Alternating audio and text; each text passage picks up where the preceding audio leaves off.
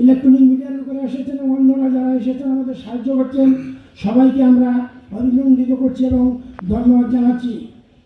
বন্ধুগণ, আপনারা আলোচনা বিষয়বস্তুটা দেখতে পেরেছেন। আমি 3-4 মিনিট সময় নষ্ট করবো। আজকে আমাদের মূল বক্তা হচ্ছেন, কাজে আমাদের ভারতীয় যে সংবিধান, সেই সংবিধানকে মাথায় রেখে আমরা আমাদের যে সংগঠন, তার গঠনতন্ত্র আমরা তৈরি করেছি এবং আমাদের সংগঠন তৈরি হওয়ার পর থেকে সারা ভারতবর্ষে আইনের শাসন যাতে প্রতিষ্ঠিত হয়, সংবিধান যাতে রক্ষিত হয়, দেশ যাতে রক্ষা করা যায়, দেশের অখণ্ডতা যাতে রক্ষা করা যায়, এক কথা গণতন্ত্রকে রক্ষা করা, সংবিধানকে রক্ষা করা। We just can't think of rule of law. We just can't think of our constitution itself without our celebrated democratic institutions and constitutional institutions. And when I say constitutional institution, we shall not miss the words. The first institution is our judiciary. So, if there is any failure on the part of the democratic institutions and of course our prime institution, judiciary, it will tell upon our democracy. We know that democracy is something more than this periodic election and supremacy of parliament. I mean parliament, whether it is Lok Sabha, Rajya Sabha or state legislature. কংগ্রেসের তত্ত্বাবধানে তৈরি হয়েছিল ভারতের পরিসংখ্যান বিষয়ের একটি commission. প্রশান্ত চন্দ্র মহালবিশকে তাকে তার সভাপতি করা হয়েছিল। পরবর্তীকালে তার দিক নির্দেশনায় ভারতবর্ষের statistical department of statistical operation শুরু হয়েছিল। আপনারা জেনে খুশি হবেন 1983 সালে ভারতবর্ষের পরিসংখ্যানবিদদের উপর একটি আলোচনা করতে গিয়ে বিখ্যাত রাজনীতিবিদ এবং অর্থনীতিবিদ জন গ্যালব্রেথ বলেছেন, সারা পৃথিবীতে যদি কোনো পরিসংখ্যানবিদদের তোমরা বিশ্বাস করতে চাও, তাহলে ভারতবর্ষের পরিসংখ্যানবিদদের বিশ্বাস করো, কারণ তাদের ইন্টিগ্রিটি বা তাদের চারিত্রিক দৃঢ়তা আমি প্রশংসা না করে পারি না। বিকজ বলতে পারবেন আজকে পরিসংখ্যান নিয়ে ওরা যা করছেন আমাদের লজ্জায় মাথা নত হয়ে যায়। আমি একটা উদাহরণ দেব। 2011 সালে আমাদের দেশে একটা বিখ্যাত পরিসংখ্যান সংগঠন আছে যার নাম হচ্ছে ন্যাশনাল স্ট্যাটিস্টিক্যাল অফিস। তারা ভারতবর্ষের পরিসংখ্যানগত ক্ষেত্র সমীক্ষা করেছেন, রিপোর্ট তৈরি করেছেন, কিন্তু এর মধ্যে ক্ষমতা বদলে গিয়েছে। চারদিক থেকে দাবি উঠেছে যে রিপোর্টটাকে প্রকাশ করা হোক, দেখি আমরা কোথায় দাঁড়িয়ে আছি। সরকার বলল এই রিপোর্টের সঙ্গে আমাদের দ্বিমত আছে, আমরা প্রকাশ করব না। কিন্তু কিছু সাহসী পরিসংখ্যানবিদ প্রকাশ্যে সাংবাদিক সম্মেলনে এসে সেই রিপোর্টের একটি খসড়া কপি প্রকাশ করে দিয়েছে।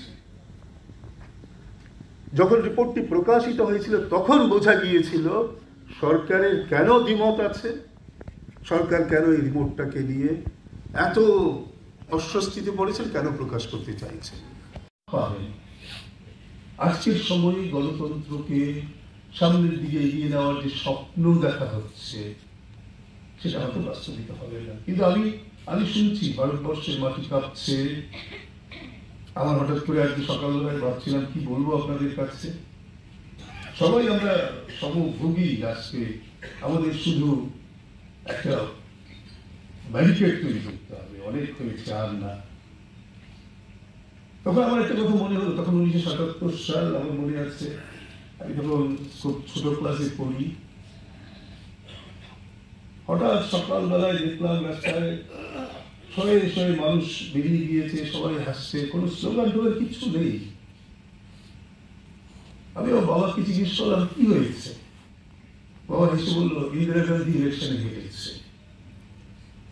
পরের দিন আমার মনে আছে আনন্দবাজার পত্রিকার প্রথম শিরোনাম ছিল কিছু না, নীরব বিপ্লব। এই বিপ্লবটা কে ঘটিয়েছিল? এই দেশের সাধারণ মানুষ। রাজনৈতিক নেতাদের অধিকাংশ তখন জেলে, রাজনৈতিক কর্মকাণ্ড প্রকাশ করতে যাওয়া হচ্ছে না, জরুরি অবস্থার প্রত্যাহারে 2 মাসের মধ্যে নির্বাচন, সবাই ভেবেছিল কিচ্ছু হবে না। যিনি জরুরি অবস্থা জারি করেছেন তিনি ক্ষমতায় ফিরে আসেন। চিরকাল আমরা এই দেশের সাধারণ মানুষের প্রজ্ঞায় বিশ্বাস রেখেছি, চিরকাল আমরা নিজেদের উপর বিশ্বাস রেখেছি বদলাবে। এই বদলানোর যে আশাবাদ, এটা যেন আমরা এক মুহূর্তের জন্য ছেড়ে না দিই। বদলাতে হবে। মানুষ সমস্ত কিছুর উদ্দেশ্যে দুটো জিনিসের সঙ্গে সে মন থেকে, তার আত্মার জায়গা থেকে কখনো আপোষ করে না। একটা হচ্ছে তার মর্যাদা, আর দ্বিতীয়টা হচ্ছে তার স্বাধীনতা। যতদিন এই বিশ্বাস মানুষের মধ্যে থাকবে, ততদিন কোনো শক্তি, কোনো একনায়ক যত স্বপ্নই দেখুক না কেন, পার্লামেন্টকে নকিব দিয়ে আমাদের সংবিধানকে একটি রাষ্ট্রভায় পরিণত করার একটি অদ্ভুত হাস্যকর চেষ্টা হয়েছে। আমি বিশ্বাস করি আজ নয় কাল নয়, বিভাবনী সূর্য তো উঠবেই।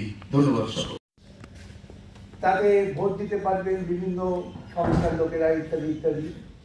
তো রবীন্দ্রনাথ তখন দিচ্ছেন, তোমরা যদি ভোট দেওয়ার মধ্যেই নিজেদের সন্তুষ্ট করতে চাও, তোমরা স্বাধীনতা খুঁজে পাবে না। এটা আমার কথা নয়, রবীন্দ্রনাথের কথা। তাহলে ভারতবর্ষের যে স্বাধীনতা সংগ্রাম, সেই সংগ্রামের প্রেক্ষিতেই কিন্তু তৎকালীন এইরকম যারা চিন্তাশীল, চিন্তাবিদ, তারা এই নিয়ে আশঙ্কা প্রকাশ করেছিলেন। তার কারণটা ছিল যে আমরা ভারতবাসীরা আমাদের ভারতবাসী হিসেবে যে আত্মমর্যাদা, যে কথাটা প্রসঙ্গত সুভাষিস শেষে বললেন, সেটাকে রক্ষা করতে পেরেছি। এবং এই আত্মমর্যাদা বনাম তথাকথিত উন্নয়ন, এটা একটা বড় প্রশ্ন ছিল। এই প্রশ্নটা আজকেও আমাদের সামনে খুব কঠিন ভাবে হাজির হচ্ছে। ব্রিটিশরা যখন আমাদের ক্ষমতা, ভারতবর্ষ শাসন করেছে, উন্নয়নের কোনো খামতি ছিল না। বড় বড় রাস্তা হয়েছে, বড় বড় শহর তৈরি হয়েছে, বড় বড় ইমারত তৈরি হয়েছে, রেল লাইন হয়েছে, এক প্রান্তের মানুষ আরেক প্রান্তে চলে যাচ্ছেন, যা ইতিপূর্বে কখনো ঘটেনি। তো সেখানে দাঁড়িয়ে ব্রিটিশের বিরুদ্ধে লড়াই করে আরএসএস বলে একটি সংগঠন যা তৈরি হয়েছিল 1905, তারা এই কথা মনে বলেছিল। আমি তারও আগের কথা বলছি, আরএসএস এর জন্মের আগের বৃত্তান্তই বলছি। ব্রিটিশেরা বলতেন তাদের পোষিত বিভিন্ন বুদ্ধিজীবীদের দ্বারা, বা তাদের পোষিত অংশ ছিল যারা সাধারণ মানুষকে লুণ্ঠন করে ব্রিটিশের সম্পদ বৃদ্ধি করত, মধ্যবর্তী হিসেবে জমিদাররা, তারা বলতেন এত কিছু পাচ্ছ, তো ব্রিটিশের বিরুদ্ধে লড়াই কেন?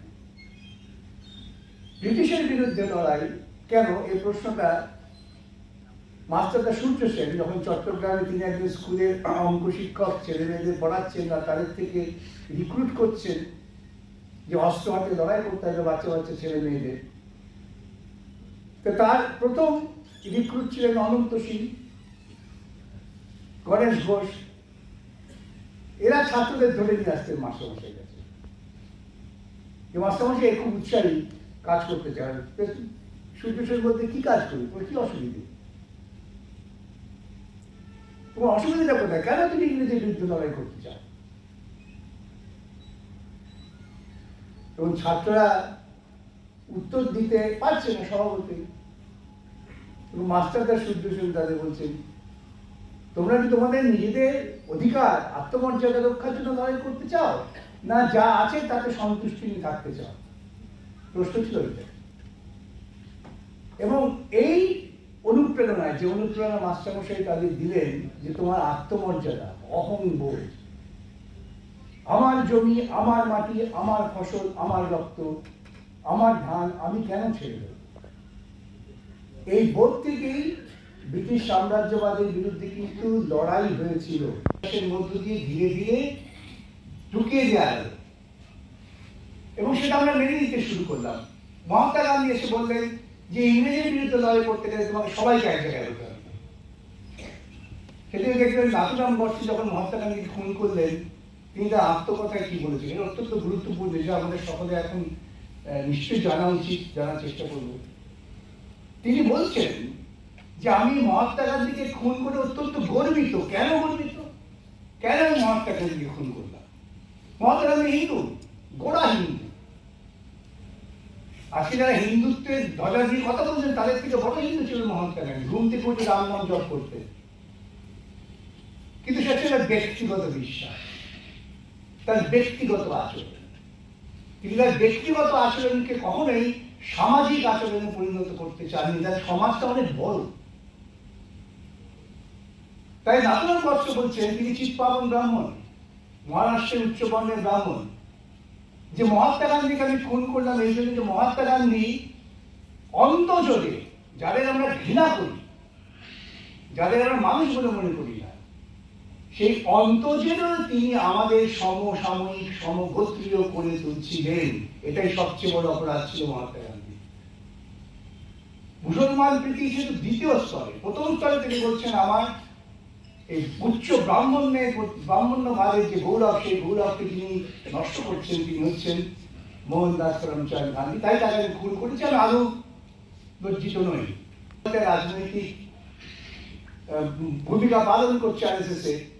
তারা এখন তো বলতে পারছেন না। তারা অনেক চেষ্টা করেছেন যে এমন একজন ব্যক্তিত্বকে সামনে আনতে যার মধ্য দিয়ে তাদের অতীত ইতিহাসের গৌরবকে তারা ধরে রাখতে পারে। চেষ্টা করলেন সরদার বল্লভভাই প্যাটেলকে নিয়ে। তারা অত বড় মূর্তি স্থাপন করলেন, ভাবলেন বল্লভভাই প্যাটেলের মূর্তি স্থাপন করলে পরে লোকে মনে করবে যে বল্লভভাইয়ের একটা রাজনৈতিক ইতিহাস আছে, ব্রিটিশ সাম্রাজ্যবাদ বিরোধী, ওদের তার উত্তরসূরি হচ্ছেন এরা। কিন্তু সেই বল্লভভাই প্যাটেলকে তিনি অস্বীকার করলেন, স্টেডিয়ামের নামটা পাল্টে দিয়ে বললেন মোদী স্টেডিয়াম, বল্লভভাই পাল্টে দিলেন। তাহলে এরা যখন চেষ্টা করছেন একজন ব্যক্তিত্বকে খোঁজা, এরা চেষ্টা করলেন মাত্র নেতাজি সুভাষচন্দ্র বসুকে করা। আমার মনে আছে পার্লামেন্টে আমি বলেছিলাম যে তুমি মূর্তি স্থাপন করে কাকে বোকা বানাতে চাইছো? নেতাজি ভয়ানক ভাবে মানুষের ঐক্যের পক্ষ ছিলেন। তিনি কখনো ধর্মীয় পরিচয়ের ভিত্তিতে মানুষকে চিহ্নিত করেননি, এবং তার সেনাবাহিনী আইএনএ ফোর্সের মাথার মধ্যে যারা ছিলেন তারা সকলে ছিলেন বিভিন্ন ধর্ম সম্প্রদায়। কোথায় বিরক্ত হয়নি? আজকে তোমরা নেতাজির মূর্তি বসাচ্ছ আর বলছো পোশাক দেখেই চেনা যায়, হয় মানুষের মধ্যে বিভাজন তৈরি করছো। এই বিচারিতা কেন? এই দলের তো তখন জন্মই হয়নি। ঠিক, এই দলের জন্ম হয়নি, কিন্তু এই দলের আদর্শগত জন্ম তো বহুদিন আগেই হয়েছিল।